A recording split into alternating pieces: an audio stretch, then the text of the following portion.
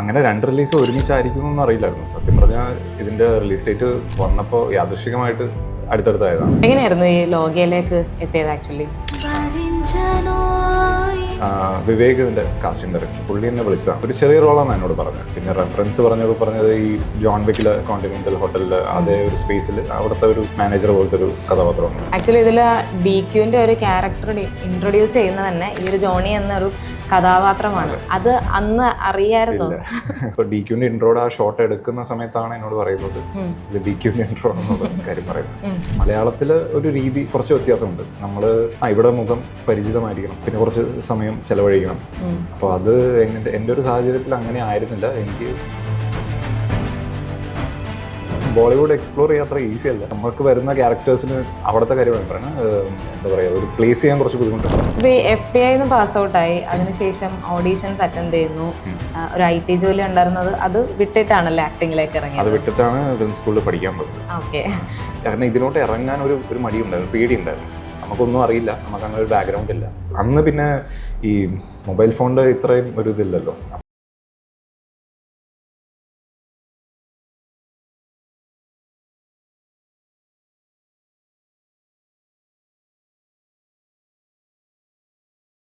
Cinema ഭ്രാന്തനിൽ ഇന്ന് എൻ്റെ കൂടെ ഉള്ളത് സാം മോഹൻദാസ്.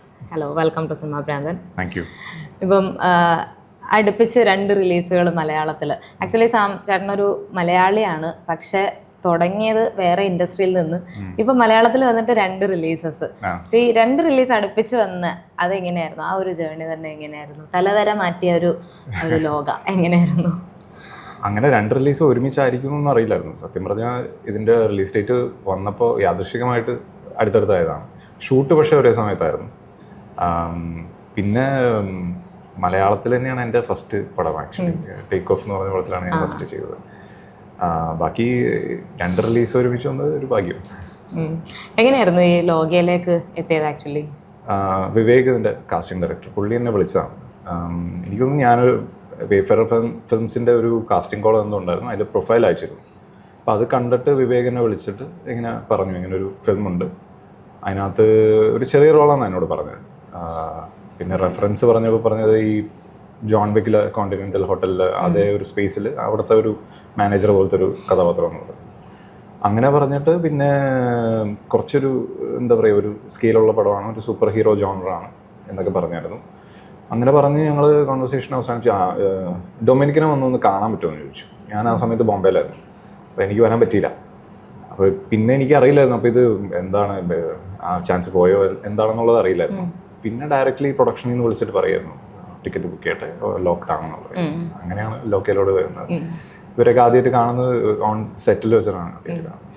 ആക്ച്വലി ഇതിൽ DQന്റെ ഒരു ക്യാരക്ടർ ഇൻട്രൊഡ്യൂസ് ചെയ്യുന്നത് തന്നെ ഈ ഒരു ജോണി എന്നൊരു കഥാപാത്രമാണ്. അത് അന്ന് അറിയായിരുന്നു?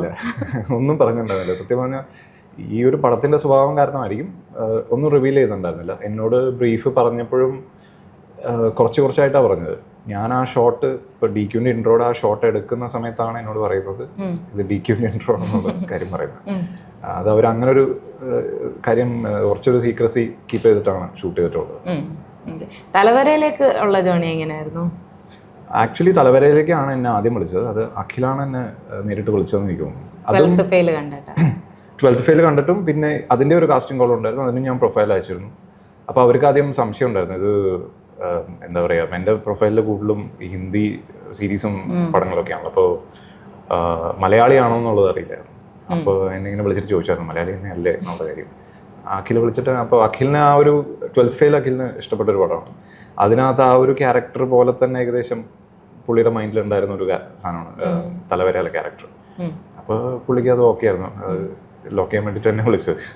ഈ മലയാളിയാണെന്ന് പലർക്കും അറിയാത്തതുകൊണ്ടാണ് ഇപ്പം മലയാളത്തിനേക്കാളും കൂടുതൽ ആ ഒരു ബോളിവുഡിൽ അവിടെയാണ് കുറച്ചും കൂടെ ആസ് ആക്ടർ ഒന്ന് എക്സ്പ്ലോർ ചെയ്യുന്നതെന്ന് എനിക്ക് തോന്നുന്നു. എനിക്ക് തോന്നുന്നു മലയാളത്തിൽ ഒരു രീതി കുറച്ച് വ്യത്യാസമുണ്ട്. നമ്മൾ ഇവിടെ മുഖം പരിചിതമായിരിക്കണം, കുറച്ച് ആൾക്കാരെ അറിയണം, പിന്നെ കുറച്ച് സമയം ചെലവഴിക്കണം.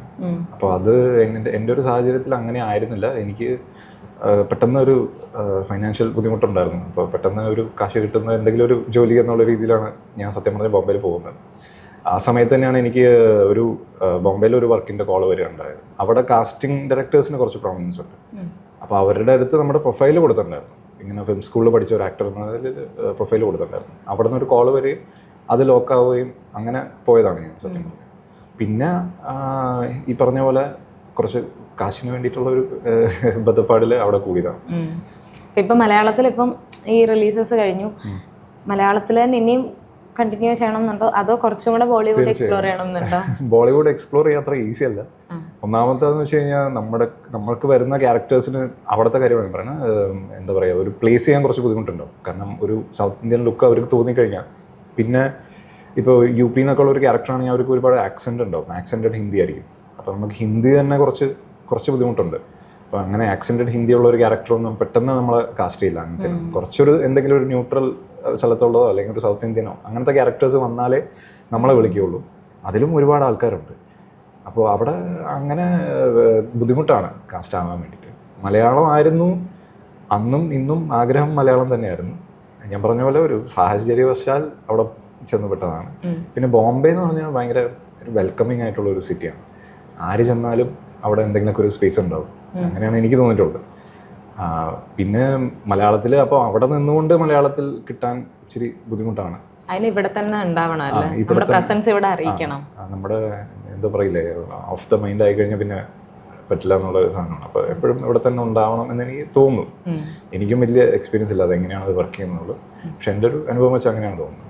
ഇപ്പോൾ ഈ FTI പാസ് ഔട്ടായി, അതിനുശേഷം ഓഡീഷൻസ് അറ്റൻഡ് ചെയ്യുന്നു, ഒരു IT ജോലി ഉണ്ടായിരുന്നത് അത് വിട്ടിട്ടാണല്ലോ ആക്ടിങ്ങിലേക്ക് ഇറങ്ങിയത്? അത് വിട്ടിട്ടാണ് ഫിലിം സ്കൂളിൽ പഠിക്കാൻ പോയത്. ഓക്കെ. അപ്പോൾ അത് എങ്ങനെയായിരുന്നു? അപ്പം അഭിനയം പിന്നീട് ഈ ലൈഫിൻ്റെ ഒരു ജേർണിയിൽ മൈൻഡിലേക്ക് വന്നൊരു കാര്യമായിരുന്നു ആക്ടിങ് എന്നുള്ളത്? അല്ല, ഞാൻ ഇവിടെ തൃക്കാക്കര മോഡൽ എഞ്ചിനീയറിംഗ് കോളേജിലാണ് പഠിച്ചത്. അപ്പോൾ അന്നേ തൊട്ട് കുറച്ചൊരു അഭിനയം ഉണ്ട്.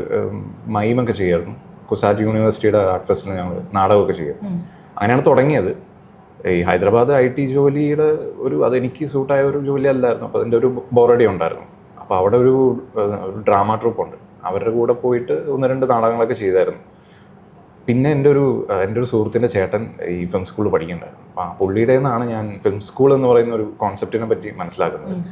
അപ്പോൾ അങ്ങനെയും ഒരു വഴിയുണ്ട് എന്നുള്ളത് മനസ്സിലായതാണ്. അപ്പോൾ ഞാൻ എന്നോട് തന്നെ, കാരണം ഇതിലോട്ട് ഇറങ്ങാൻ ഒരു മടിയുണ്ടായിരുന്നു, പേടിയുണ്ടായിരുന്നു. നമുക്കൊന്നും അറിയില്ല, നമുക്ക് അങ്ങനെ ഒരു ബാക്ക്ഗ്രൗണ്ട് ഇല്ല, ആരും പ്രതീക്ഷിക്കുന്നുമില്ല ഇങ്ങനത്തെ ഒരു ഇതിന് പോകും എന്നുള്ളതും.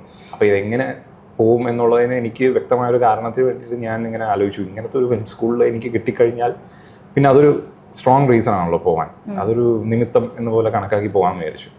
ഞാൻ കിട്ടില്ല എന്ന് വിചാരിച്ചിട്ട് തന്നെയാണ് ഫിലിം സ്കൂളിൽ ഇത് എഴുതിയത്. 12 സീറ്റേ ഉള്ളൂ. അത് ഒരു ഇന്ത്യൻ ലെവലിൽ എല്ലാവരും എഴുതുന്ന ഒരു എക്സാമാണ്. അപ്പോൾ അതൊരിക്കലും കിട്ടില്ല എന്ന് വിചാരിച്ച് എഴുതിയതാണ്. അപ്പോൾ അത് എക്സാം പാസ്സായി, അവിടെ ഇൻ്റർവ്യൂ പാസ്സായി, അതിനുശേഷം അവിടുത്തെ ഓറിയൻറ്റേഷൻ പാസ്സായി, എല്ലാം പാസ്സായി കിട്ടിയപ്പോഴാണ് ആ ഒരു ക്രോസ് റോഡ്സിൽ വരിക എന്ന് പറയില്ലേ, അവിടെ ആയിരുന്നു ആ ടേണിംഗ് പോയിന്റ്. അവിടെ വെച്ചെടുത്തൊരു ഡിസിഷനാണ്. ഈ ഫിലിം സ്കൂളിൽ ആക്ച്വലി ആക്ടിംഗ് അല്ലേ പഠിച്ചത്? ഈ അഭിനയം പഠിക്കുക എന്ന് പറയുമ്പം 2 ഇയർ കോഴ്സും അവിടെ എന്തൊക്കെയായിരിക്കും അഭിനയത്തിൽ ആസ് എ സ്റ്റുഡൻറ് നമുക്ക് എക്സ്പ്ലോർ ചെയ്യാൻ പറ്റുന്നതും ഒക്കെ? അവിടെ ഫിലിം ആക്ടിംഗ് കോഴ്സാണ്. അപ്പോൾ അതിൻ്റെ ഭാഗമായിട്ട് നമ്മൾ സിനിമയുടെ ബേസിക്സും പഠിപ്പിക്കും. അപ്പോൾ ഡയറക്ഷൻ ആയാലും പ്രൊഡക്ഷൻ ഡിസൈൻ ആയാലും അല്ലെങ്കിൽ സൗണ്ട് എഞ്ചിനീയറിംഗ്, ക്യാമറ, എല്ലാം നമുക്ക് ബേസിക്സ് പറഞ്ഞത്. അപ്പോൾ ഞങ്ങളിപ്പോൾ 16mm ഫിലിമിലൊക്കെ ഞങ്ങൾ ഷൂട്ട് ചെയ്തിട്ടുണ്ട്, എഡിറ്റ് ചെയ്തിട്ടുണ്ട്. സ്റ്റെയിം ബിഗ് മെഷീൻ എന്ന് പറഞ്ഞിട്ട് ഫിലിം കട്ട് ചെയ്യുന്ന ഒരു മെഷീനുണ്ട്. അതിലൊക്കെ നമ്മൾ ഹാൻഡ്സ് ഓൺ എക്സ്പീരിയൻസ് തരും. അപ്പോൾ ഒരു വർഷത്തോളം അങ്ങനെയാണ്, 6 മാസത്തോളം അതാണ് കോഴ്സ്. അതിനുശേഷമാണ് ഫിലിം ആക്ടിങ്ങിൻ്റെ സ്പെഷ്യലൈസേഷനിലോട്ട് കണക്കുന്നത്. അതിൽ അവിടെ ഫോളോ ചെയ്യുന്ന ഒരു ടീച്ചിങ് മെത്തേഡ് എന്ന് പറഞ്ഞാൽ എനിക്ക് തോന്നുന്നു മൈസ്നർ എന്ന് പറഞ്ഞിട്ടൊരു ടീച്ചറുണ്ട്. പുള്ളിയുടെ ഒരു ഇതാണ് ഫോളോ ചെയ്യുന്നതെന്ന് തോന്നുന്നു, ആ സിലബസിൻ്റെ ഒരു സ്വഭാവം വെച്ചിട്ട്. പിന്നെ ഡ്രാമ അല്ലെങ്കിൽ തിയേറ്റർ ബേസ്ഡ് ആയിട്ടുള്ള കുറച്ച് കോഴ്സസും കാര്യങ്ങളും. പിന്നെ കുറച്ച് ഫിസിക്കൽ എഡ്യൂക്കേഷൻ, അതായത് കളരി, താങ്ട, അങ്ങനെ ഇന്ത്യയിലെ കുറച്ച് മാർഷൽ ആർട്സ് വെച്ചിട്ടുള്ളൊരു ഫിസിക്കൽ എഡ്യൂക്കേഷൻ, മ്യൂസിക്, അങ്ങനെ എല്ലാം കവർ ചെയ്യും. അതിൽ മെയിനായിട്ട് ഒരു ആക്ടിങ് കോഴ്സ് എന്ന് പറയുന്നത് സ്റ്റാനിസ്ലാവ്സ്കിനെ ബേസ് ചെയ്തിട്ടുള്ള മൈസ്നറിൻ്റെ കോഴ്സാണ് അവിടെ പഠിപ്പിക്കുന്നത്. അറ്റ്ലീസ്റ്റ് ഞാൻ പഠിക്കുന്ന സമയത്താണ്. ഇത് എല്ലാത്തിൻ്റെ ഈ ബേസ് ആക്ച്വലി പഠിപ്പിക്കുന്നത് തന്നെ ഒരു ആക്ടർ ഇതെല്ലാം അറിഞ്ഞിരിക്കണം എന്നുള്ളതുകൊണ്ടാണ്. നമ്മളൊരു സെറ്റിൽ പോയി കഴിഞ്ഞാൽ നമ്മൾ അവെയർ ആയിരിക്കാൻ വേണ്ടിയിട്ടാണ്. ഇപ്പോൾ പെട്ടെന്നൊരു ഫിലിം സെറ്റിൽ പോയി കഴിഞ്ഞാൽ ഉണ്ടാകുന്ന പകപ്പ് എന്ന് പറഞ്ഞു കഴിഞ്ഞാൽ, അത് ഞാൻ ഫിലിം സ്കൂളിൽ പഠിച്ചിട്ട് വരെ ഞാൻ ടേക്ക് ഓഫിൻ്റെ സെറ്റിൽ പോയപ്പോൾ ഉണ്ടായ ഒരു പകപ്പ് എന്ന് പറഞ്ഞാൽ വേറെയാണ്. ഇത്ര ആൾക്കാരുടെ ഇടയിൽ, അതാണ് അതിൻ്റെ മെയിൻ ക്രക്സ്. ഇത്ര ആൾക്കാരുടെ ഇടയിൽ നമ്മൾ ഇപ്പോൾ 2 പേര് എന്നും ഒരു സീൻ പെർഫോം ചെയ്യാമെന്ന് വെച്ച് കഴിഞ്ഞാൽ അത്രയും ആൾക്കാർ ചുറ്റിനുണ്ടാവും, അതിൻ്റേതായ എക്യുപ്മെൻസും കാര്യങ്ങളൊക്കെ ഉണ്ടാവും. അപ്പം അതിൻ്റെ ഇടയിൽ ഫോക്കസ്ഡ് ആയിട്ട് ചെയ്യാൻ പറ്റുന്ന ഒരു ട്രെയിനിങ് ആണ്. അതിന് വേണ്ടിയിട്ട് അതൊരു പ്രാക്ടീസാണ്. അപ്പോൾ അവിടെ ആ പ്രാക്ടീസ് കൂടുതലായിട്ട് നമുക്ക് ചെയ്യാൻ പറ്റും. ഇവിടെയാണെങ്കിൽ ഇപ്പോൾ അല്ലാതെ ഒരു ആക്ടർക്കാണെങ്കിൽ അങ്ങനെ ഒരു ചാൻസ് കിട്ടി, അങ്ങനെ പല ചാൻസുകൾ കിട്ടിയിട്ടൊക്കെ ആയിരിക്കും അങ്ങനെ പഠിക്കാൻ പറ്റുന്നത്. അപ്പോൾ ഫിലിം സ്കൂൾ അതിനൊരു മാർഗ്ഗമാണ്. നമുക്ക് നേരിട്ട് പോയിട്ട് ഇതൊക്കെ ഒന്ന് എക്സ്പീരിയൻസ് ചെയ്യാം. ക്യാമറ ഫേസ് ചെയ്യാനുള്ളൊരു അന്ന് പിന്നെ ഈ മൊബൈൽ ഫോണിൻ്റെ ഇത്രയും ഒരു ഇതില്ലല്ലോ. അപ്പോൾ ക്യാമറ ഫേസ് ചെയ്യാന്നൊക്കെ പറഞ്ഞാൽ അന്നത്തെ നമ്മുടെയൊക്കെ ആ ഒരു കാലത്ത് ഇത്തിരി ബുദ്ധിമുട്ടായിരുന്നു. ഇപ്പോഴാണ് കുറച്ചും കൂടി ആൾക്കാർ ക്യാമറ ഫ്രണ്ട്ലി ആയത്. ഈ ഫിലിം സ്കൂളിന് മുന്നായിരുന്നു അതിന് ശേഷമായിരുന്നു സോളോയിലൊരു ജൂനിയർ ആർട്ടിസ്റ്റായിട്ട് വന്നിട്ടുണ്ടായിരുന്നു? ശേഷമായിരുന്നു. ജസ്റ്റ് എനിക്ക് തോന്നുന്നു ഫിലിം സ്കൂൾ ജസ്റ്റ് കഴിഞ്ഞിട്ടുണ്ടായിരുന്നുള്ളൂ. അപ്പോൾ അതും അതിൻ്റെ ഓഡിഷൻ ബോംബെയിലായിരുന്നു. അങ്ങനെ കിട്ടിയതാണ്. എന്നിട്ട് ഷൂട്ട് ഇവിടെ തന്നെയാണ്, കൊച്ചിയിലായിരുന്നു. അത് ഓഡിഷനിൽ എന്നോട് പറഞ്ഞത് DQൻ്റെ ലവ് ഇൻട്രസ്റ്റിൻ്റെ ബോയ് ഫ്രണ്ടാണെന്ന് പറഞ്ഞത്. അപ്പോൾ DQൻ്റെ ഓപ്പോസിറ്റ് നിൽക്കുന്ന ക്യാരക്ടർ. അപ്പം ഞാൻ വിചാരിച്ചു മെയിൻ വില്ലനായിരിക്കും എന്നൊക്കെയാണ് ഞാൻ വിചാരിച്ചത്. പക്ഷെ അത് DQൻ്റെ ഇൻട്രോ സീനിൽ ഉള്ള അങ്ങനെ ഒരു സംഭവമായിരുന്നു. ഇപ്പം ഈ ഫിലിം സ്കൂളിൽ നിന്ന് പഠിച്ചിറങ്ങിയിട്ട് ഇപ്പോൾ ഒരു 10 വർഷത്തെ കൂടുതലായില്ലേ? അപ്പം ഈ അല്ലേ ആണല്ലോ. അപ്പോൾ ഈ 10 വർഷം എന്ന് പറഞ്ഞാൽ 2014 അതൊരു 3 വർഷത്തോളം ആ കോഴ്സ് പോയി. കാരണം അവിടെ അതിൻ്റെ ഇടയിൽ ഒരു സ്ട്രൈക്ക് വന്നായിരുന്നു. അപ്പോൾ ഒരു 2017 തുടക്കത്തിലാണ് ശരിക്കും ഇറങ്ങുന്നത്. ഒരു 7-8 വർഷത്തോളമായി. ഈ പഠിച്ചിറങ്ങുന്ന ടൈമിൽ ഇപ്പോൾ പലർക്കും മനസ്സിലുണ്ടാകും, പഠിച്ചിറങ്ങി ഇപ്പം തന്നെ നെക്സ്റ്റ് ലെവൽ തന്നെ ഞാൻ സിനിമയിലെത്തുന്നു, ഒരു സൂപ്പർ സ്റ്റാർ ലെവൽ, ആ ഒരു ആഗ്രഹം മനസ്സിലുണ്ടാവല്ലോ. ഇപ്പം ഇറങ്ങിയിട്ട് ഇത്രയും വർഷം കഴിയുമ്പം ഈ ഒരു ജേണി ഇപ്പം അന്ന് മനസ്സിലുണ്ടായിരുന്നതും ഇപ്പം നിൽക്കുന്ന ഒരു സ്റ്റേജും നോക്കിക്കഴിഞ്ഞാൽ എങ്ങനെയായിരിക്കും? അത് ഒരു പെർസ്പെക്റ്റീവ് ചേഞ്ച് ഉണ്ടാവും, കുറച്ചൊരു മെച്യൂരിറ്റി വരും തോന്നുന്നു. അങ്ങനെയാണ് ഞാൻ അതിനെ കാണുന്നത്. നമ്മളെല്ലാവരും ഇപ്പോൾ സിനിമ ആഗ്രഹിക്കുന്ന എല്ലാവരും ഇപ്പോൾ ആണുങ്ങളാണെങ്കിൽ മോഹൻലാൽ ആവണം അല്ലെങ്കിൽ മമ്മൂട്ടി ആവണം എന്ന് പറഞ്ഞിട്ടാണല്ലോ പോകുന്നത്. പക്ഷേ ഒരു പോയിന്റ് കഴിയുമ്പോൾ നമ്മളിതൊരു ലോങ് ജേർണി ആണെന്ന് മനസ്സിലാക്കി. എല്ലാവർക്കും ആ ഒരു ഭാഗ്യം ഉണ്ടാവില്ല. പെട്ടെന്ന് കയറി നല്ല രീതിയിൽ പൊങ്ങി വരാനുള്ള ഒരു ഭാഗ്യം എല്ലാവർക്കും കിട്ടണമെന്നില്ല. ഒരുപാട് ആൾക്കാരും ശ്രമിക്കുന്ന ഒരു ഫീൽഡാണ് സിനിമ, ആഗ്രഹിക്കുന്ന ഒരു ഫീൽഡാണ്. അപ്പോൾ ഞാൻ എന്നോട് തന്നെ പറയുന്നത്, ഇപ്പോൾ രാജുചേട്ടൻ്റെ ഒരു ഡയലോഗ് ഉണ്ടല്ലോ, കർണൻ, നെപ്പോളിയൻ, ഇവരൊക്കെയാണ് എൻ്റെ ഹീറോസ് എന്ന് പറയുന്ന പോലെ. തിലകൻ ചേട്ടൻ, മുരളി ചേട്ടൻ, നെടുമുടി വേണുചേട്ടൻ, അവരൊക്കെയാണ് എൻ്റെ ഹീറോസ് എന്ന് ഞാൻ എന്നോട് തന്നെ അങ്ങനെ പറയാണ്. ആ ഒരു റിയലൈസേഷൻ കുറച്ച് കഴിയുമ്പോഴാണ് വരാമെന്ന് തോന്നുന്നു. നമ്മളെപ്പോഴും ഇപ്പോൾ കഴിഞ്ഞ് കഴിഞ്ഞാൽ ആക്ടറായി അങ്ങനൊരു തോന്നലുണ്ടായിരുന്നു. ആക്ടർ ആയല്ലോ, ഇവിടെ കഴിഞ്ഞല്ലോ എന്നുള്ളൊരു തോന്നലുണ്ടായിരുന്നു. പക്ഷെ അതൊന്നുമല്ല എന്ന് തോന്നിയത് 1-2 ഓഡിഷൻസ് ചെയ്തപ്പോഴാണ്. ഞാൻ 1-2 ഓഡിഷൻ ചെയ്തിട്ട് ഭയങ്കരമായിട്ട് അവിടെ ഫെയിലിയർ ആയിട്ടുണ്ട്. അതും പല ആൾക്കാരുടെ മുമ്പിൽ വെച്ചിട്ട്. അപ്പോൾ നമ്മൾ ഈ ഫിലിം സ്കൂൾ ആക്ടർ എന്ന് പറഞ്ഞിട്ടൊരു പ്രത്യേക പരിഗണന തന്നിട്ടാണ് കൊണ്ടുപോകുന്നത്. എന്നിട്ട് അവരുടെ മുമ്പിൽ വെച്ച് നമ്മുടെ ഓഡിഷൻ അവർക്ക് കാണാം. ശരിക്കും പറഞ്ഞാൽ എല്ലാവരും ഇരിക്കുമ്പോഴാണ് ചെയ്യിപ്പിക്കുന്നത്. വളരെ മോശമായി പോകുമ്പോൾ ഉണ്ടാകുന്നൊരു മാനസികാവസ്ഥ ഉണ്ടല്ലോ. അപ്പോൾ അവിടെ വെച്ചിട്ടൊരു റീലേണിങ് സ്റ്റാർട്ട് ചെയ്യായിരുന്നു. ഇപ്പോൾ പഠിച്ചതൊന്നും പോരാ, ഇനിയും കുറച്ചും കൂടി അനുഭവത്തിൽ നിന്ന് പഠിക്കാനുണ്ട് എന്നുള്ളത് മനസ്സിലായത് അവിടെ നിന്നാണ്. അപ്പോൾ ആ ഒരു എന്താ പറയുക, ഒരു ഹ്യൂമിലിറ്റി വരും എന്ന് തോന്നുന്നു. യെസ്. ഇപ്പോൾ ഈ ഫസ്റ്റ് ടൈം ഓഡീഷന് നിന്നല്ലോ, ആ ഓഡീഷന് നിന്നതും ഫസ്റ്റ് ടൈം ഒരു സിനിമയുടെ ആ ഒരു ഫ്രെയിമിൽ നിന്നതും അതെങ്ങനെയായിരിക്കും എന്ന് പറയാൻ പറ്റുക? ഫസ്റ്റ് ടൈം ഓഡിഷൻ നിന്നതും ഫസ്റ്റ് ടൈം ഫ്രെയിമിൽ വന്നല്ലോ, പ്രൊഫഷണൽ ക്യാമറ. അതെ, ആ ഒരു ഡിഫറൻസ് നോക്കിയാൽ അത് വേറെ തന്നെ ഒരു സംഭവമാണ്. കാരണം ഓഡിഷന് അങ്ങനെ ഈ പറഞ്ഞ പോലെ 1-2 ആൾക്കാരാണ് ഒരു ഓഡിഷനിൽ, ഒരു കുഞ്ഞു മുറിയിലായിരിക്കും. അതിൽ 1-2 ആൾക്കാരുണ്ട്. ഒരു കാസ്റ്റിംഗ് ഡയറക്ടർ ഉണ്ടാവും, ക്യാമറ ഓപ്പറേറ്റ് ചെയ്യുന്ന ഒരാളുണ്ട്. അത്രേ ഉണ്ടാവുള്ളൂ ഓഡിഷൻ മാക്സിമം. ഈ പ്രത്യേകിച്ച് ഒരു ഔട്ട്ഡോർ ഷൂട്ടാണെങ്കിൽ ഒരുപാട് ആൾക്കാരുണ്ടാവും. ക്യാമറ ക്രൂ തന്നെ ഒരു ബഞ്ച് ഓഫ് പീപ്പിൾ ഉണ്ടാവും, സൗണ്ട് ഉണ്ടാവും, പിന്നെ ആർട്ട്, അങ്ങനെ ഒരുപാട് ഡയറക്ഷൻ ടീം തന്നെ ഒരു 10 പേരുണ്ടാവും. അപ്പോൾ ഇവരെല്ലാവരും നോക്കി നിൽക്കുമ്പോഴാണ് നമുക്കൊരു സീൻ ചെയ്യേണ്ടി വരുന്നത്. അവരെല്ലാവരും നമ്മുടെ ഒരു പെരിഫറൽ വ്യൂവിലുണ്ടാവും. നമ്മൾ ഫോക്കസ്ഡ് ആയിട്ട് അത് ചെയ്യാന്ന് പറഞ്ഞു കഴിഞ്ഞാൽ ആ ഫസ്റ്റ് എക്സ്പീരിയൻസ് കുറച്ച് ബുദ്ധിമുട്ടുമാണ്, എക്സൈറ്റിങ്ങുമാണ്. പിന്നെ നമ്മുടെ എന്താ പറയുക, നമ്മുടെ ഡയറക്ടറുടെയും നമ്മുടെ കോ ആക്ടറിൻ്റെയൊക്കെ ഒരു ഹെൽപ്പ് അനുസരിച്ചായിരുന്നു നമ്മളതിനെ ഓവർകം ചെയ്ത്. പിന്നെ ഒരു എക്സ്പീരിയൻസ് ആകുമ്പോൾ അത് നമ്മൾ ആ ഫോക്കസ് കൂടുതൽ വരും തോന്നുന്നു. ഇൻസ്റ്റാഗ്രാമിൽ ഒരു പോസ്റ്റിൽ ഒരു ക്യാപ്ഷൻ ഇട്ടിരുന്നായിരുന്നു, യു ലുക്ക് ഫെമിലിയർ എന്ന് പറയുന്നത് ഭയങ്കര സന്തോഷം തരുന്ന ഒരു കാര്യമാണെന്ന്. അതെന്തായിരിക്കും അങ്ങനെ? ഇപ്പം എല്ലാ ആക്ടേഴ്സിനും ഉണ്ട്, നമുക്ക് നമ്മളെ ആൾക്കാർ തിരിച്ചറിയണം, ഇന്ന് ഈ ഒരു സിനിമയിൽ ചെയ്ത ആളല്ലേ എന്ന് തന്നെ ചോദിക്കണം. അതല്ലെങ്കിൽ ആ ക്യാരക്ടർ പറഞ്ഞു തന്നെ അറിയപ്പെടണം എന്നുള്ളത് എല്ലാവരുടെയും ഒരു ആഗ്രഹമായിരിക്കും. പക്ഷെ ഇത് യു ലുക്ക് ഫെമിലിയർ, അത് പറയാനുള്ളൊരു കാരണം എന്തായിരിക്കും? അത് മെയിൻ കാരണം എനിക്ക് തോന്നുന്നു ഒന്നാമത് ഹിന്ദി പടത്തിൽ ചെയ്തിട്ട് ഞാൻ ഇവിടുത്തെ ഒരു അനുഭവം വെച്ചിട്ടാണ് പറഞ്ഞു തോന്നുന്നു. കഴിഞ്ഞ തവണ ഒരു കല്യാണത്തിന് മറ്റേ പോയപ്പോൾ എന്നോടൊരു പയ്യൻ വന്ന് പറഞ്ഞു, താങ്കളെ കണ്ട മറ്റേ 12th ഫെയിലിൽ ഇത് ചെയ്ത ആളുടെ പോലെ അതേ കട്ടാണ്. ഞാൻ പറഞ്ഞു ശരിയാണ്, പലരും പറഞ്ഞിട്ടുണ്ട്. പറഞ്ഞില്ലേ ഇപ്പൊ ഞാനത് ഇല്ല പറഞ്ഞില്ല, അതൊരു രസം. അപ്പോൾ അങ്ങനെ കോംപ്ലിമെന്റ്സ്, അപ്പോൾ ആ ഒരു ക്യാരക്ടറിൻ്റെ ഒരു കോംപ്ലിമെൻ്റ് ആണെന്ന് ഞാൻ വിചാരിച്ച് ഞാനത് എടുക്കുന്നു. അപ്പോൾ ആ ഒരു ഇത് വെച്ചിട്ടാണ് ഇപ്പോൾ നമ്മളെ പേരെടുത്തിട്ട് അങ്ങനെ അറിയപ്പെടാറായിട്ടില്ലല്ലോ. അപ്പോൾ അതിൻ്റെ ഒരു പക്ഷേ ഇത്രയും നമ്മൾ വർക്ക് ചെയ്തിട്ടുമുണ്ട്. അത് ചില സ്ഥലത്ത് എത്തുമ്പോൾ എനിക്ക് ഫീൽ ചെയ്യാറുണ്ട്, ഇവൻ എവിടെയോ കണ്ടിട്ടുണ്ടല്ലോ എന്നുള്ളൊരു ലുക്ക് എനിക്ക് കിട്ടാറുണ്ട്. അപ്പോൾ അത് വെച്ചിട്ട് ഞാൻ ഇട്ടതാണ്. ഇപ്പൊ ലോകയ്ക്ക് ശേഷം അതിലൊരു വ്യത്യാസം വരുന്നതായിട്ട് തോന്നുന്നുണ്ടോ? ലോകയ്ക്ക് ശേഷം ആൾക്കാർക്ക് ഇപ്പോൾ അറ്റ്ലീസ്റ്റ് ആൾക്കാർക്ക് അറിയാം ഇന്ന ആളാണ് ജോണി ചെയ്ത ആളാണ്. ജോണി എന്നുള്ള രീതിയിൽ തന്നെയാണ് വന്ന് പറയുന്നത്. അത് മലയാളത്തിൽ ഇപ്പോൾ ബോംബെ പോയി കഴിഞ്ഞാൽ സെയിം.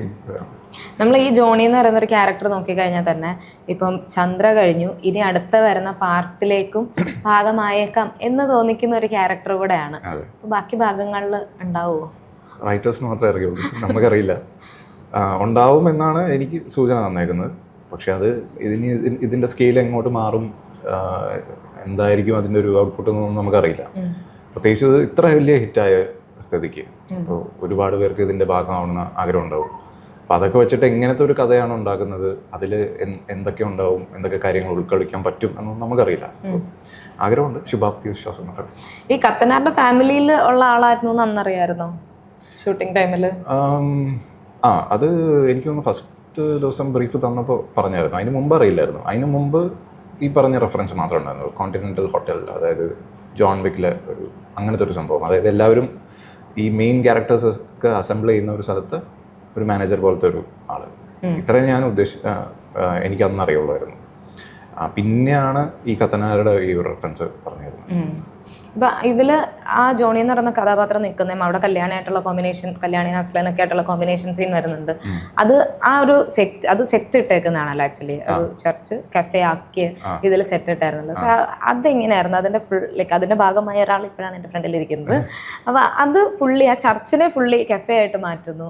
അവിടെ നമ്മൾ ആ ഫ്രെയിം നോക്കുമ്പോൾ തന്നെ അവിടുത്തെ ലൈറ്റപ്പും എല്ലാം കാണാൻ തന്നെ ഭയങ്കര ഒരു ബ്യൂട്ടിഫുൾ ഫ്രെയിമാണ്. അവിടെ എവിടെ ഫ്രെയിം വെച്ചാലും ഭയങ്കര ഒരു ബ്യൂട്ടി തോന്നുന്നുണ്ടല്ലോ. അത് തന്നെയാണ് എനിക്ക് പറയാനുള്ളത്. ഞാനവിടെ വെറുതെ പോയിട്ട് എൻ്റെ ഫോൺ എടുത്തൊരു പിക്ചർ എടുത്തു കഴിഞ്ഞാൽ നല്ല രസമാണ്. അതിൻ്റെ ലൈറ്റിങ് അങ്ങനെയാണ്. അവിടെ പിന്നെ സ്മോക്കൊക്കെ അടിച്ചു വെച്ചിട്ടുണ്ടായിരുന്നു. അപ്പോൾ ഫുള്ളൊരു എന്താ പറയുക, നമ്മൾ എന്തോ ഭയങ്കര ഒരു ഫ്രെയിം നമ്മൾ ക്യാപ്ചർ ചെയ്ത പോലെ നമുക്ക് ഫീൽ വരും. പിന്നെ ഞാൻ അതിൻ്റെ ഇപ്പോൾ ഡൊമിനിക് ഇരിക്കുന്നതിൻ്റെ പുറകിൽ നമ്മൾ ഇരുന്നിട്ട് ആ മോണിറ്റർ നമുക്ക് കാണാം. അപ്പോൾ അതിനകത്ത് കാണുന്ന ഫ്രെയിം വെച്ചാൽ അതിനേക്കാളും വലിയ ബ്യൂട്ടിഫുള്ളാണ്. അപ്പോൾ അതിൻ്റെ ഒരു വിഷ്വൽ എലമെൻ്റ് എനിക്ക് ഏകദേശം മനസ്സിലായിരുന്നു. ഇങ്ങനെ ഒരു ലുക്ക് ആൻഡ് ഫീൽ നല്ല രസം ഉണ്ടാകും എന്നുള്ളൊരു തോന്നലുണ്ടായിരുന്നു. പക്ഷേ എന്നിട്ടും ഞാൻ ആകെ ഈ കഫേ മാത്രമേ കണ്ടിട്ടുണ്ടായിരുന്നു. അപ്പോൾ ടീച്ചർ ഇറങ്ങിയപ്പോഴാണ് ഈ പടത്തിൻ്റെ സ്കെയിൽ എന്താണെന്നുള്ളത് നമുക്ക് മനസ്സിലാവുന്നത്. അപ്പോൾ അത് അതിനേക്കാളൊക്കെ മേലെയായിരുന്നു. പക്ഷേ ഒരു ഐഡിയ ഉണ്ടായിരുന്നു എങ്ങനെ ആയിരിക്കും എന്നുള്ളത്. പിന്നെ ഈ പറഞ്ഞ ചർച്ച് ഇങ്ങനെ ഇത്രയും അധികം മാറ്റിയെടുത്തെന്നുള്ളത് ഞാൻ ഇൻസ്റ്റാഗ്രാമിൽ ഈ പറഞ്ഞ പോലെ രണ്ടും ബിഫോർ ആഫ്റ്റർ ബംഗ്ലാൻ്റെ പോസ്റ്റിലാണെന്ന് തോന്നുന്നു. ബിഫോർ ആഫ്റ്റർ എന്തോ ഉണ്ടായിരുന്നു. അപ്പോഴാണ് എനിക്ക് മനസ്സിലായത് മൊത്തത്തിൽ ഒരു വെള്ളയും നീലയും പെയിൻ്റുള്ള ഒരു ചർച്ച ഉണ്ടായിരുന്നു. ചർച്ചോ പാരിഷ് ഹാളോ എന്താണോ അത് മൊത്തത്തിൽ ഇങ്ങനെ മാറ്റിയെടുത്തേക്കാണെന്നുള്ളത് മനസ്സിലായത് അപ്പോഴാണ്. അതിനു മുമ്പ് ഇതിൽ ഏതാണ് ആർട്ട് ഏതാണ് ഒറിജിനൽ എന്നുള്ളത് നമുക്ക് മനസ്സിലാവില്ല. പക്ഷെ അതിൻ്റെ അകത്ത് പോയി പിന്നെ ഒരു കാര്യം ഹെൽപ്പ് ചെയ്യുന്നത്, ഒരു ആക്ടറിനെ ഹെൽപ്പ് ചെയ്യുന്ന ഒരു കാര്യം എന്ന് വെച്ച് കഴിഞ്ഞാൽ ഒരു എൻവയൺമെൻറ്റിൽ പോയി കഴിഞ്ഞാൽ കിട്ടുന്ന ഒരു ഫീലുണ്ട്. ആ ഫീല് നന്നായിട്ട് തരുന്ന ഒരു സെറ്റ് തന്നെയാണ്.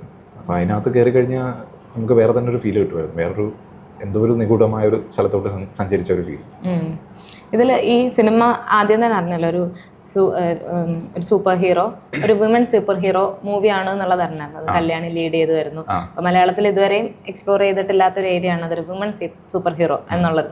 അപ്പം അന്ന് ഇങ്ങനെ വിചാരിച്ചിരുന്നു ഇത്ര ഒരു ഹൈപ്പിലെത്തും, ഒരു 200 കോടി ക്ലബും കൂടെ കഴിഞ്ഞിട്ടിരിക്കുവാണ്, ഈ ഒരു ഹൈപ്പിലെത്തും എന്ന് ഇങ്ങനെ വിചാരിച്ചിരുന്നോ? ഇല്ല, അത് നമുക്ക് അത് ജഡ്ജ് ചെയ്യാനുള്ള ഒരു എന്താ പറയുക ഒരു ഇതും ഇല്ലായിരുന്നു അന്ന്. പക്ഷേ ഇതിൻ്റെ ഒരു കോർ ഐഡിയ അതെനിക്ക് ഭയങ്കരമായിട്ട് ഇഷ്ടപ്പെട്ടായിരുന്നു. ഈ കല്യാങ്കാട്ട് നീലി എന്ന് പറയുന്ന ഫോക്ലോറിലെ ക്യാരക്ടർ സൂപ്പർ ഹീറോ എന്ന് പറഞ്ഞപ്പോൾ അത് എന്നോട് ബ്രീഫ് പറഞ്ഞപ്പോൾ എനിക്ക് കിട്ടിയൊരു ഒരു കിക്ക് ഉണ്ടായിരുന്നു. അത് രസമായിരുന്നു. അപ്പോൾ അത് ഞാൻ അവരോട് അപ്പോൾ തന്നെ പറഞ്ഞു അത് നല്ലൊരു കോൺസെപ്റ്റ് ആണെന്നുള്ളത്. അപ്പം പിന്നെയാണ് പറയുന്നത് ഇത് പോരാതെ അടുത്ത ആൾക്കാരൊക്കെ ഉണ്ട്, നമ്മുടെ ഫോക്ലോറിലുള്ള ബാക്കി എല്ലാവരും കൂടി ഇതിനകത്തുണ്ട് എന്ന് പറഞ്ഞപ്പോൾ അപ്പോൾ എനിക്ക് തോന്നി ഇതൊരു സ്കെയിൽ, അപ്പോൾ എൻ്റെ മനസ്സിലിങ്ങനെ അതിൻ്റെ സ്കെയിൽ കൂടി പോയിരുന്നു. പക്ഷെ എന്നിട്ടും ഈ പറഞ്ഞ പോലെ ടീസർ കണ്ടപ്പോഴാണ് ഇത് എന്ത് ലെവലിലാണ് ഇതിൻ്റെ ഔട്ട്പുട്ട് വരുന്നതെന്ന് എനിക്ക് മനസ്സിലായത്. അപ്പോഴാണ് സത്യം പറഞ്ഞാൽ ടീസറും ട്രെയിലറും കഴിഞ്ഞപ്പോഴാണ് എനിക്ക് തോന്നിയത് ഇതൊരു എന്താ പറയുക പാൻ ഇന്ത്യ മൂവി എന്നൊക്കെ നമ്മൾ പറയില്ലേ, ആ ഒരു രീതിയിൽ ശ്രദ്ധിക്കപ്പെടാൻ സാധ്യതയുള്ളൊരു സിനിമയാണെന്നുള്ളത് കിട്ടിയത് അപ്പോഴാണ്. അതിനു മുമ്പ് എനിക്ക് ഇതിൻ്റെ ഒരു കോർ കോൺസെപ്റ്റ് മാത്രം എക്സൈറ്റിംഗ് ആയിട്ട് തോന്നിയത്. ആസ് ആൻ ഓഡിയൻസ് മലയാളത്തിൽ എനിക്ക് കാണാൻ ഭയങ്കരമായിട്ട് ആഗ്രഹം തോന്നിയൊരു പടം അങ്ങനെ തോന്നി. ഓക്കെ. അപ്പോൾ ഇനിയും ആക്ടിങ് സൈഡ് ഇനിയും ചെയ്യാൻ താല്പര്യമുള്ള വേഷങ്ങൾ ഉണ്ടാവുമല്ലോ, ഒരു കാറ്റഗറി ഒരുപാട്. അത് എങ്ങനത്തെയൊക്കെ ആയിരിക്കും ചോദിച്ചു കഴിഞ്ഞാൽ? ഇപ്പം നായകനാണോ വില്ലനാണോ ക്യാരക്ടർ റോളാണോ, എങ്ങനത്തെ ചെയ്യാനായിരിക്കും കൂടുതൽ ഇഷ്ടം? കുറച്ച് കോംപ്ലക്സ് ആയിട്ടുള്ള എന്തെങ്കിലും, അതായത് വില്ലനായാലും നായകനായാലും സൈഡ് റോളായാലും എന്തെങ്കിലും ഒരു കോംപ്ലക്സിറ്റി ആ ക്യാരക്ടറിനുണ്ടെങ്കിൽ അത് എക്സ്പ്ലോർ ചെയ്യാൻ ഭയങ്കര ഒരു രസമുണ്ടാകും. ഇപ്പോൾ റോക്കറ്ററിയിൽ ആ ഒരു ക്യാരക്ടർ ചെയ്തപ്പോൾ എനിക്ക് കിട്ടിയൊരു എന്താ പറയുക ഒരു ഫീലുണ്ട്. നമ്മൾ തന്നെ ഡെവലപ്പായി പോകും as A human being, as A actor. അപ്പോൾ അത് അങ്ങനത്തെ ഒരു ക്യാരക്ടർ കിട്ടിക്കഴിഞ്ഞാൽ അതിന് എനിക്ക് പേഴ്സണലി ഒരു ജേർണി ഉണ്ടാവും. കുറച്ച് സമയമെടുത്ത് ആ ക്യാരക്ടറിന് എന്താ പറയുക അതിനെന്താ വേണ്ടതെന്നൊക്കെ മനസ്സിലാക്കിയ സ്ക്രിപ്റ്റ് ഒരുപാട് പ്രാവശ്യം വായിച്ച് അങ്ങനത്തെ ഒരു പ്രോസസ്സ് ഉണ്ടാവും. അത് എനിക്ക് ഭയങ്കര ഇഷ്ടമാണ്. അപ്പം അങ്ങനത്തെ ഒരു ക്യാരക്ടർ കിട്ടണം എന്നുള്ളൊരു ആഗ്രഹമുണ്ട്. ഇപ്പോൾ സത്യം പറഞ്ഞാൽ ലോകേല ജോണി എന്ന് പറയുന്ന ക്യാരക്ടർ എനിക്ക് ഡൊമിനിക് അപ്പോൾ പറഞ്ഞു തരുന്ന ഒരു സംഭവമായിരുന്നു. അതിലെൻ്റെ ഒരു കോൺട്രിബ്യൂഷൻ എന്ന് പറയുന്നത് വളരെ മിനിമലാണ്. അത് ആ ഒരു ഡയറക്ടറിൻ്റെയും പിന്നെ ആ ഒരു സിനിമയുടെ ഒരു കോണ്ടെക്സ്റ്റിലാണ് ആ ക്യാരക്ടറത്തെ ഇപ്പോൾ അതിനൊരു അപ്രിസിയേഷൻ കിട്ടുന്നുണ്ടെങ്കിൽ അത് അതിൻ്റെയാണെന്ന് ഞാൻ വിശ്വസിക്കുന്നു. അതല്ലാതെ നമ്മൾ ഒരു ആക്ടർ ആസ് എൻ ആക്ടർ നമുക്ക് കോൺട്രിബ്യൂഷൻ ചെയ്യാൻ പറ്റിയ അങ്ങനത്തെ ക്യാരക്ടേഴ്സ് ഉണ്ടാവുമല്ലോ, അങ്ങനത്തെ എന്തെങ്കിലും ചെയ്യണമെന്ന് ഭയങ്കര ആഗ്രഹം. ഇപ്പോൾ ഇതിൽ വേറൊരു ഇൻ്റർവ്യൂവിൽ ഉണ്ടായിരുന്നു, ഹിന്ദിയിൽ ചെല്ലുമ്പം ഒരുപാട് ഇംപ്രവൈസ് ചെയ്യാനായിട്ട് സാധിക്കില്ല. പക്ഷേ അത് ലാംഗ്വേജിൻ്റെ ഒരു പ്രശ്നമാണ്, ഗ്രാമർ തെറ്റിപ്പോകും. പിന്നെ ചില ഹിന്ദി ആക്ച്വലി നന്നായിട്ട് അറിയാമെന്ന് പറഞ്ഞു കഴിഞ്ഞാൽ നമുക്കൊരു ഒരാളായിട്ട് കോൺവെർസേഷൻ നടത്താം. പക്ഷെ നമ്മളൊരു ഫിലിമിൽ അത് കാണിക്കുമ്പോൾ ഓഡിയൻസിന് ഒരിക്കലും എന്താ പറയുക ഒരു ജർക്ക് വരരുതല്ലോ, ഇവൻ്റെ ഹിന്ദി തെറ്റാണല്ലോ എന്ന് തോന്നരുതല്ലോ. അപ്പോൾ അതിന് നമ്മൾ വ്യക്തമായിട്ട് പ്രിപ്പറേഷൻ വേണം. ആ ഡയലോഗ് കറക്റ്റായിട്ട് എന്താണോ അത് തന്നെയാണ് ഞാൻ പറയാറ്. കാരണം എൻ്റെ ഇംപ്രവൈസേഷനിൽ എനിക്ക് അത്ര കോൺഫിഡൻസ് ഇല്ല. ചിലപ്പോൾ ഞാൻ ഈ പറയുന്ന കാ കെ കീ എന്നൊക്കെ പറയുന്ന ഹിന്ദിയിലെ ഗ്രാമർ അങ്ങോട്ട് മാറിപ്പോകും. കാരണം അവർക്ക് ഈ സ്ത്രീലിംഗ് പുല്ലിംഗ് കോൺസെപ്റ്റ് ഭയങ്കര ഹാർഷായിട്ടുണ്ട്. ചില ഒബ്ജക്ട്സിനൊക്കെ ജെൻഡറുണ്ട്. അപ്പോൾ അത് എനിക്ക് നമ്മുടെ മലയാളത്തിൽ അങ്ങനെ ഇല്ലാത്തതുകൊണ്ട് അങ്ങനത്തെ ഒരു ഇത് ഗ്രാസ്പ് ചെയ്യാൻ ഭയങ്കര ബുദ്ധിമുട്ടാണ്. അപ്പോൾ അത് അവരുടെ അത്രയും കാലത്തെ ഒരു കേട്ടുകേൾവിയിൽ നിന്ന് അവർ പഠിക്കുന്നതാണ്. അതിന് വ്യക്തമായിട്ടൊരു എന്താ പറയുക ഒരു ഗ്രാമറല്ല, വ്യക്തമായിട്ടൊരു നിയമം ഉണ്ടോ എന്ന് എനിക്കറിയില്ല. ഞാൻ പഠിക്കാൻ ശ്രമിച്ചിട്ടുണ്ട്, ഏതിനാണ് സ്ത്രീലിംഗം ഏതിനാണ് പുല്ലിംഗം എന്നുള്ളതിന് വ്യക്തമായിട്ട് നിയമം ഉണ്ടോ എന്നറിയില്ല. പലരോടും ഞാൻ ചോദിച്ചിട്ടുണ്ട്. അപ്പോൾ അങ്ങനെയൊക്കെ കുറച്ച് കോൺഫിഡൻസ് കുറവുണ്ട്. അപ്പോൾ ഞാൻ ഇംപ്രവൈസ് ചെയ്യാറില്ല. ചെറുത് എന്തെങ്കിലും ചെയ്തെന്നായി അത് ചെയ്താൽ തന്നെ ഞാൻ ഇങ്ങനെ ചോദിക്കും പോയിട്ട്, ഇത് കറക്റ്റാണോ ഞാൻ പറഞ്ഞത് എന്നുള്ള കാര്യം. അപ്പം ഈ ഇൻ്റർവ്യൂവിൽ ഞാൻ ചിലപ്പോൾ പറഞ്ഞത് മറ്റേ വിക്രാന്ത് മാസി എന്ന് പറയുന്നത് ഭയങ്കര സ്പോണ്ടേനിയസ് ആയിട്ട് ചെയ്യുന്ന ഒരാളാണ്. അപ്പോൾ പുള്ളി ഇംപ്രവൈസ് ചെയ്യുന്ന അതേ ലെവലിലൊന്നും നമുക്ക് തിരിച്ച് കൊടുക്കാൻ പറ്റില്ല. അപ്പോൾ ഞാൻ ചിലപ്പോൾ വിധു സാറിനോട് പറയും ഇവിടെ അല്ലെങ്കിൽ ഞാൻ ചോദിക്കും എന്താണ് ഞാൻ ചെയ്യേണ്ടത്, അല്ലെങ്കിൽ ഇന്ന കാര്യമാണ് എനിക്ക് മനസ്സിൽ തോന്നുന്നത്, അതെങ്ങനെയാണ് ഹിന്ദിയിൽ കറക്റ്റായിട്ട് സ്ക്രിപ്റ്റ് എന്താവണം അല്ലെ ഡയലോഗ് എന്താവണം എന്നുള്ളത് എനിക്ക് ചോദിക്കേണ്ടി വരും. പിന്നെ അത് ഒരു ടേക്ക് വേറെ എടുക്കേണ്ടി വരും. അപ്പോൾ അതിൻ്റെ ആ ഒരു സ്പോണ്ടേനിറ്റി കുറച്ചൊന്ന് കുറഞ്ഞു പോകും. ആ ഒരു പ്രശ്നമുണ്ട് ഹിന്ദിയിൽ. മലയാളത്തിലേക്ക് വരുമ്പോൾ ഇപ്പം ഇംപ്രവൈസ് ചെയ്യാറുണ്ട് ഇപ്പം തരുന്ന ഡയലോഗ്സിൽ നിന്ന്? മലയാളത്തിലിപ്പോൾ ആകെ 2 ഇപ്പോൾ ചെയ്തിട്ടുള്ളൂ. അതിൽ തലവരയിൽ എന്തൊക്കെയോ ചെയ്തിട്ടുണ്ടെന്ന് തോന്നുന്നു. ജോണിയുടെ ക്യാരക്ടറിൽ അങ്ങനെ പ്രത്യേകിച്ചൊന്നും ഉണ്ടായിരുന്നില്ല. ജോണിയുടെ ക്യാരക്ടറിനും ഒരു എന്താ പ്രസിഷൻ വേണമായിരുന്നു. അപ്പോൾ ആ ഒരു പ്രസിഷൻ കീപ്പ് ചെയ്തിട്ട് തന്നെയാണ് ചെയ്തിട്ടുള്ളത്. അതിൽ ഇംപ്രവൈസേഷൻ്റെ ഒരു ആവശ്യം അങ്ങനെ തോന്നിയില്ല. ഒന്നും ചെയ്തിട്ടില്ല. ഓക്കെ. ഇതുപോലെ വേറൊരു പോസ്റ്റ് ഉണ്ടായിരുന്നു, 1 വർഷം 50 ഓഡീഷൻ അറ്റൻഡ് ചെയ്തതിൻ്റെ. ശരിക്കും അറ്റൻഡ് ചെയ്തതാണോ? 50 ഓഡീഷൻ മാത്രമേ എൻ്റെ വീഡിയോ ഉണ്ടായിരുന്നുള്ളൂ അത് ഉണ്ടാക്കാനായിട്ട്. അതിൽ കൂടുതൽ അറ്റൻഡ് ചെയ്തിട്ടുണ്ട്. അപ്പോൾ അത് ചുമ്മാ ഇടയ്ക്ക് അങ്ങനെ ഒരു പോസ്റ്റ് ഇടാറുണ്ട്. ഹിന്ദിയിൽ ഈ പറഞ്ഞ പോലെ നമ്മളെ ഒരു ക്യാരക്ടറിൽ നമ്മൾ ലോക്ക് ആവണമെങ്കിൽ കുറേ പ്രോസസ്സുണ്ട്. അതിൽ ഒരുപാട് സ്റ്റേക്ക് ഹോൾഡേഴ്സ് ഉണ്ട്. അതായത് ഇപ്പോൾ സ്റ്റുഡിയോ അല്ലെങ്കിൽ പ്രൊഡക്ഷൻ ഹൗസ് അല്ലെങ്കിൽ എന്താ പറയുക അതിൻ്റെ ഏജൻസി. അപ്പോൾ അതിൽ കുറച്ചൊക്കെ ആഡ് ഓഡിഷൻസാണ്. അപ്പോൾ അല്ലെങ്കിൽ ഇപ്പോൾ OTT പ്ലാറ്റ്ഫോമിൽ ഒരു ഷോ ആണെങ്കിൽ അവരുടെ ഒരു മാർക്കറ്റിംഗ് ടീം, അവർക്ക് തന്നെ ഒരു റിസർച്ച് വിങ് ഒക്കെ ഉണ്ടാവും. അപ്പോൾ അങ്ങനത്തെ കുറേ ആൾക്കാർ ഓക്കെ പറഞ്ഞിട്ടാണ് നമ്മളവിടെ ഫൈനലി കാസ്റ്റ് ആവുന്നത്. അപ്പോൾ അതിന് ഒരുപാട് ഓഡിഷൻ, ഒരു നമ്പേഴ്സ് ഗെയിമാണ്. നമ്മളൊരു 200 ഓഡിഷൻ ചെയ്താൽ ചിലപ്പോൾ ഒരെണ്ണത്തിൽ കാസ്റ്റ്, അങ്ങനത്തെ ഒരു സംഭവമാണ് അവിടെ. അതിൻ്റെ ഒരു ചെറിയൊരു സർക്കാസത്തിൽ ഇട്ടതാണ്. ഓക്കെ. ഇപ്പം കുറച്ച് വർക്ക് ചെയ്തിട്ടുള്ള എക്സ്പീരിയൻസ് ഉണ്ടല്ലോ, അപ്പം അതിന് ശേഷവും ഓഡീഷൻ അറ്റൻഡ് ചെയ്യേണ്ടതായിട്ടുണ്ടോ? അവിടെ ഉണ്ട്. അവിടെ നമ്മൾ ഒരു മാർക്കറ്റ് വാല്യൂ വരുന്നവരെ ചിലപ്പോൾ ഓഡിഷൻ ചെയ്യേണ്ടി വരും. പിന്നെ അവിടെ കാസ്റ്റിംഗ് ഡയറക്ടേഴ്സിന് ഭയങ്കര പ്രോമിനൻസ് ആണ്. അപ്പോൾ ലീഡ് ഒഴിച്ച് ബാക്കിയുള്ളതൊക്കെ അവരുടെ കയ്യിലാണ്. അപ്പോൾ അതിനകത്ത് നമുക്ക് ശരിക്കും പറഞ്ഞ ഒരു ഓപ്പർച്യൂണിറ്റിയാണ് ഈ ഓഡിഷൻ എന്ന് പറയുന്നത്. അത് കണ്ടിട്ടാണ്, അതാണ് നമുക്ക് ഡയറക്ടേഴ്സിനെയും മറ്റാൾക്കാരെയൊക്കെ എന്താ പറയുക അപ്രോച്ച് ചെയ്യാനുള്ളൊരു കറക്റ്റ് വഴി അവിടെ അതാണ്. ഇത് ചെയ്ത് കൊടുത്താൽ അവർ കാണും എന്നുള്ളൊരു ഉറപ്പുണ്ട്. അപ്പോൾ അങ്ങനെ കണ്ടിട്ട് ഇപ്പോൾ ആ ഓഡിഷൻ വർക്കായില്ലെങ്കിലും വേറെ ഒരു പ്രോജക്റ്റിന് വേണ്ടി വിളിച്ച സാഹചര്യമൊക്കെ ഉണ്ട്, പഴയ ഓഡിഷൻ നോക്കിയിട്ട്. അപ്പോൾ അതിൻ്റെ ഒരു റൂട്ടീനാണ് അങ്ങനെ പോകുന്നത്. ഇപ്പോൾ ഒരു ആസ് ആക്ടർ ഇതുവരെ ഉള്ളൊരു ജേർണി നോക്കിക്കഴിഞ്ഞാൽ എത്രത്തോളം ഹാപ്പി ആയിരിക്കും, അല്ലെ എത്രത്തോളം സാറ്റിസ്ഫൈഡ് ആയിരിക്കും ഈ ഒരു ജേർണിയിൽ? അങ്ങനെ ചോദിച്ചാൽ സാറ്റിസ്ഫൈഡ് ആയിട്ടിരിക്കാനുള്ളൊരു എന്താ പറയുക ഒരു ശ്രമമുണ്ട്. കാരണം എപ്പോഴാണ് നമുക്കൊരു ഡൗൺ ആവുക എന്നുള്ളത് പറയാൻ പറ്റില്ല ഇതിനകത്ത്. ചിലപ്പോൾ ഇങ്ങനെ ആലോചിക്കും, ഇത്രയും വർഷമായിട്ടും നമ്മൾ വേറൊരു ലെവലെത്തിലോ അങ്ങനെയൊക്കെ ആലോചിക്കാം. നേരെ തിരിച്ചും ആലോചിക്കാം. എന്നെക്കാളും കഷ്ടപ്പെടുന്ന, എന്നെക്കാളും കുറവ് വേഷങ്ങൾ ചെയ്തിട്ടുള്ള ആക്ടേഴ്സ് ഒരുപാടുണ്ട്, എന്നെക്കാളും ടാലൻ്റ് ഉള്ള ആൾക്കാരുണ്ട്. അപ്പോൾ നമുക്ക് കിട്ടുന്നത് ഒരു ഭാഗ്യമായിട്ട് ചിന്തിച്ചു കഴിഞ്ഞാൽ അങ്ങനെയുണ്ട്. പിന്നെ നമുക്കുള്ള പ്രിവിലേജസിനെ കുറിച്ച് ചിന്തിച്ചു കഴിഞ്ഞാൽ അതും ഒരു സന്തോഷമാണ്. അപ്പോൾ അങ്ങനെ ആ ഒരു തോട്ട് പ്രോസസ്സിൻ്റെ ആ ഒരു പെർസ്പെക്റ്റീവിൻ്റെ ഡിഫറൻസ് ആണ്. ആ പെർസ്പെക്റ്റീവ് ചിലപ്പോൾ ഒരു ഡൗൺ ആയിട്ടിരിക്കും, ആ പെർസ്പെക്റ്റീവ് അങ്ങോട്ട് മാറാം. ഇത്ര നാളായിട്ടൊന്നും ആയില്ലോ, അങ്ങനത്തെ ഒരു ഇതും വരാം. അപ്പോൾ അതൊരു ബാലൻസ് ചെയ്ത് കൊണ്ടുപോകുന്നു അത്ര. രണ്ട് രീതിയിലും ചിന്തിക്കാം. പക്ഷേ കൂടുതലും പോസിറ്റീവായിട്ട് ചിന്തിക്കാൻ ശ്രമിക്കുന്നുണ്ട്. കോവിഡിൻ്റെ സമയത്തൊക്കെ ഭയങ്കരമായിട്ട് നെഗറ്റീവായിട്ട് ചിന്തിച്ചിരുന്നു. അപ്പോൾ അത് എന്താണെന്ന് അറിയാത്തതിൻ്റെ ഒരു ഭയങ്കര അൺസർട്ടനിറ്റിയുടെ ഒരു പ്രശ്നം ഉണ്ടായിരുന്നു. കോവിഡിൻ്റെ സമയത്ത് ഞാൻ ബോംബെയിലായിരുന്നു. ബോംബെയിൽ എല്ലാം വിട്ട് നാട്ടിലോട്ട് വരേണ്ടി വന്നു.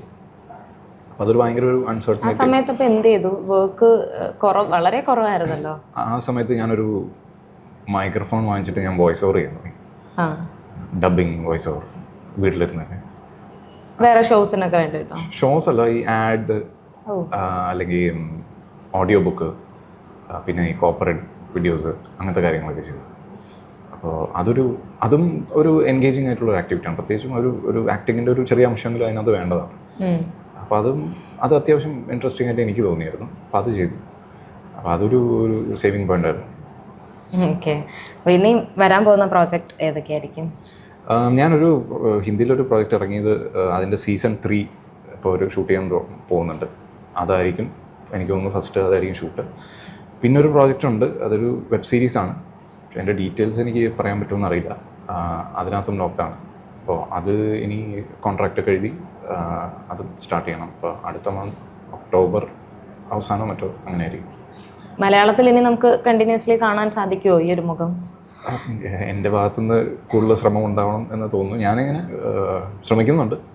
പിന്നെ കുറച്ച് പേര് ഇപ്പോൾ ലോക്ക കണ്ടിട്ട് കുറച്ച് പേര് എന്നെ മെസ്സേജ് അയച്ചു. എനിക്കറിയാവുന്ന കുറച്ച് ഡയറക്ടേഴ്സൊക്കെ ഉണ്ട്. അപ്പോൾ അവരൊക്കെ മെസ്സേജ് അയച്ചിരുന്നു. പിന്നെ ഇത് ഒരുപാട് വലിയ പ്രോസസ്സാണല്ലോ. അവരുടെ പടം ഓണാവണം, അത് അവരുടെ എന്താ പറയുക സ്ക്രിപ്റ്റ് വർക്കാവണം, അതൊക്കെ കഴിഞ്ഞിട്ടാണ് നമ്മളോട് വരുന്നത്. അപ്പോൾ അതിൻ്റെ ഒരു ഡിലേ ഉണ്ടാവുമായിരിക്കും. ബാക്കി ഭാഗ്യം പോലെ ഇതൊരു വലിയൊരു ഭാഗ്യമാണ്.